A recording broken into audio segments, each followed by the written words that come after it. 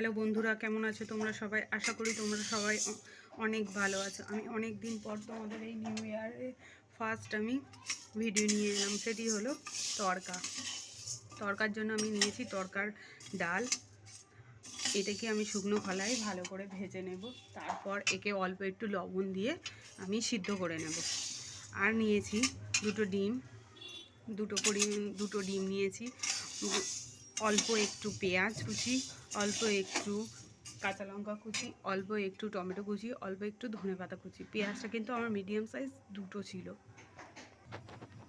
দেখো আমার ভাজা কমপ্লিট। এবার এটা আমি সিদ্ধ করে নেব। দেখো সিদ্ধ হয়ে গেছে, খুব ভালোভাবে সিদ্ধ হয়ে গেছে, দেখতে পাচ্ছ তোমরা সবাই। সিদ্ধ করে জল ঝরাতে দিয়ে দিয়েছি। এবার আমি একটা কড়া বসিয়ে দিয়েছি, তাতে অল্প করে রিফাইন তেল দিয়ে দিচ্ছি। অল্প একটু সরিষার তেল অ্যাড করছি।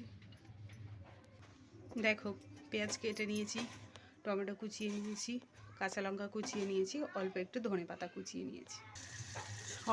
সবগুলো একসাথে আমি দিয়ে দিয়েছি। টমেটো, কাঁচা লঙ্কা, পেঁয়াজ, অল্প একটু ওতে লবণ দিচ্ছি।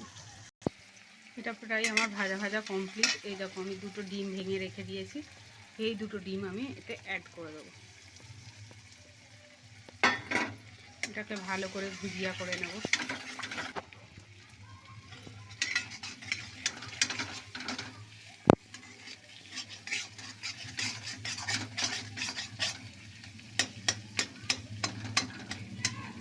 এটা ভালো করে ফ্রাই হয়ে গেলে এর মধ্যে আমি ওই কড়াইগুলো ঢেলে দেবো। এর মধ্যে এবার আমি তড়কার ডালগুলো অ্যাড করব। আর একটু তেল ছেড়ে যাক তারপর। দেখো যথেষ্ট পরিমাণে আমার ভাজা ভাজা হয়ে গেছে। এরপর আমি তড়কার ডালটা দিয়ে দিচ্ছি।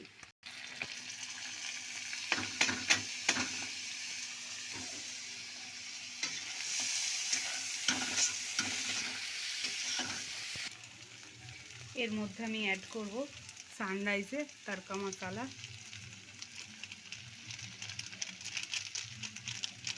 তারপর আমি অ্যাড করব সানরাইজের চানা মশলা। অল্প একটু পরিমাণ, ওতে একটু অল্প পরিমাণে জল দেবো হালকা গ্রেভি হওয়ার জন্য। দেখো আমার এরকম হয়েছে। এর মধ্যে কিন্তু তোমরা প্রথমে কিন্তু গরম মশলা যেমন তেজপাতা, দারচিনি, এলাচ, লবঙ্গ তোমরা গোটা দিয়ে ফোড়নও দিতে পারো।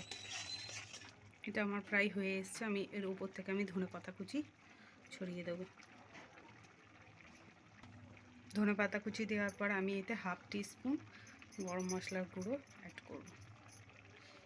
আমি যেহেতু গোটা গরম মশলা ইউজ করিনি, তাই আমি ভাজা ওই গুঁড়ো করা গরম মশলা আমি এতে দিয়ে মিক্স করে নিলাম ভালো।